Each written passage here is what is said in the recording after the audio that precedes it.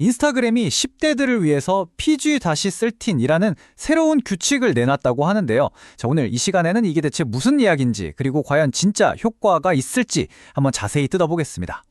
아니, 소셜미디어 앱에 영화처럼 PG-13 등급을 매긴다니 이게 가능한 일일까요? 그런데 인스타그램의 모 회사, 바로 메타가 이걸 진짜 시도하고 있습니다. 18세 미만 모든 사용자들을 대상으로 한 새로운 정책을 딱 발표한 거죠. 자, 그럼 인스타그램이 말하는 이 새로운 PG3 등급, 이게 우리 10대 사용자들한테는 정확히 어떤 의미가 있는 걸까요? 지금부터 한번 제대로 파헤쳐보죠. 그러니까 목표는 이거예요. 인스타그램의 컨텐츠 추천을 마치 PG-13 등급 영화처럼 만들겠다. 뭐 가끔 좀 성인용 주제가 나올 수는 있겠지만 그 빈도를 확 줄이겠다는 거죠. 자, 여기서 가장 큰 변화는 이거예요. 예전에는 그냥 나쁜 컨텐츠를 차단하는 데 그쳤다면 이제는 추천되는 컨텐츠 자체를 적극적으로 관리하겠다는 쪽으로 방향을 튼 거죠. 예를 들어 볼게요. 전에는 뭐 성적으로 너무 노골적인 컨텐츠를 막는 수준이었다면 이제는 심한 욕설이나 좀 위험해 보이는 묘기 영상 같은 것도 추천 피드에 아예 안 뜨게 한다는 거예요. 검색도 마찬가지입니다. 고어라든지 술 같은 단어를 검색하면 결과가 확 줄어들고요. 심지어는 문제가 되는 게시물을 계속 올리는 계정 있잖아요. 그런 계정은 아예 팔로우조차 못하게 막아버립니다. 좀 더 구체적으로 한번 볼까요? 이제 10대들 피드에는요, 심한 욕설이나 뭐 위험한 챌린지 영상 같은 거 있잖아요. 그리고 다른 유해한 행동을 부추길 수 있는 게시물, 또 문제가 될 만한 외부 사이트로 연결되는 링크 같은 것들이 추천 목록에서 빠지게 됩니다. 자, 그런데 전문가들은 이 변화를 어떻게 보고 있을까요?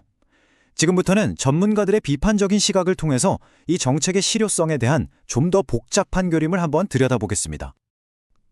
기술 전문가들은 이런 변화가 반갑긴 한데 한마디로 너무 늦었다고 지적해요. 토론토 메트로폴리탄 대학의 리처드 라크만 교수가 한 말이 딱인데요. 솔직히 이런 조치들은 거대 플랫폼들이 10년 전에도 충분히 할 수 있었던 일이라는 거죠. 비판가들이 지적하는 핵심 문제는 크게 두 가지입니다. 첫째는 필터링 기술이 아직도 너무 단순한 키워드 방식이라 그렇게 정교하지 않다는 점. 그리고 둘째, 이게 진짜 큰 문제인데 아이들이 너무나 쉽게 나이를 속일 수 있다는 거예요. 이 연령 확인 절차가 여전히 큰 구멍으로 남아있다는 거죠. 그렇다면 인스타그램은 이 규칙을 피하려고 성인 계정을 만드는 아이들을 대체 어떻게 막을 생각일까요? 메타는 나름의 다단계 프로세스가 있다고 말합니다. 먼저 AI를 이용해서요, 계정을 언제 만들었는지, 또 다른 컨텐츠랑 어떻게 상호작용하는지 이런 걸 분석한대요.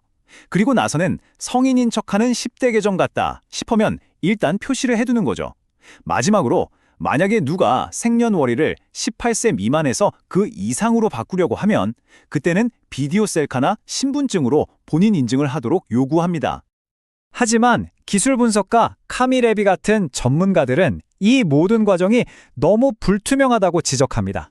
그러니까 이게 실제로 얼마나 효과가 있는지 보여주는 데이터가 공개된 게 거의 없다는 거예요.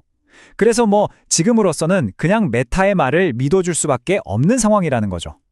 실제로 힛 이니셔티즈라는 곳에서 최근에 연구한 걸 보면요, 결과가 상당히 충격적입니다. 10대 사용자들의 거의 절반, 그러니까 50% 가까이가 바로 지난 한 달 사이에 유해한 컨텐츠를 보거나 원치 않는 메시지를 받은 경험이 있다는 거예요. 이건 결국 기존 시스템이 제대로 작동하지 않고 있었다는 걸 보여주는 셈이죠. 자, 그럼 이제 마지막 결론으로 가보겠습니다. 이 모든 상황이 이 디지털 세상을 살아가는 우리 부모님들과 가족들에게는 대체 어떤 의미일까요? 분석가 카미 레비가 특히 우려하는 점이 하나 있는데요. 바로 이 새로운 규칙이 부모님들에게 잘못된 안도감을 심어줄 수 있다는 겁니다. 무슨 말이냐면 뉴스 헤드라인만 보고 이제 플랫폼이 알아서 다 해결해 주겠구나 하고 안심해서 정작 부모님 스스로의 경계를 늦추게 될 수 있다는 거죠. 물론 두 10대 자녀를 둔 캐서린 코라카키스 씨 같은 부모님 입장에서 보면요, 이런 변화는 분명 긍정적인 한 걸음입니다. 아이들의 온라인 경험을 더 안전하게 만드는 데 필요한 또 하나의 도구가 생긴 셈이니까요. 하지만 중요한 건 이게 전체 그림의 일부일 뿐이라는 거죠. 그렇다면 전문가들의 공통된 조언은 뭘까요? 결국 진정한 안전은 파트너십에 달려있다는 겁니다. 전문가들은 부모님들이 직접 아이들의 소셜미디어 사용을 지켜보고 기기 자체에 있는 자녀 보호 기능을 사용해서 이용 시간이나 사이트 접근을 제한하고 또 온라인 세상의 위험에 대해서 솔직하고 편견 없는 대화를 나누라고 조언해요. 디지털 안전에 서로 싸워야 할 문제가 아니라 함께 해결해 나갈 과제로 봐야 한다는 거죠. 그리고 이 모든 건 우리에게 아주 근본적인 질문 하나를 던집니다. 플랫폼은 계속 바뀌고 새로운 정책도 계속 나올 텐데 과연 온라인에서 우리 아이의 안전에 대한 최종 책임은 누구에게 있는 걸까요? 플랫폼일까요? 아니면 부모일까요? 그것도 아니면 아이 자신에게 있는 걸까요? 이게 바로 관련된 우리 모두에게 남겨진 가장 큰 숙제가 아닐까 싶습니다.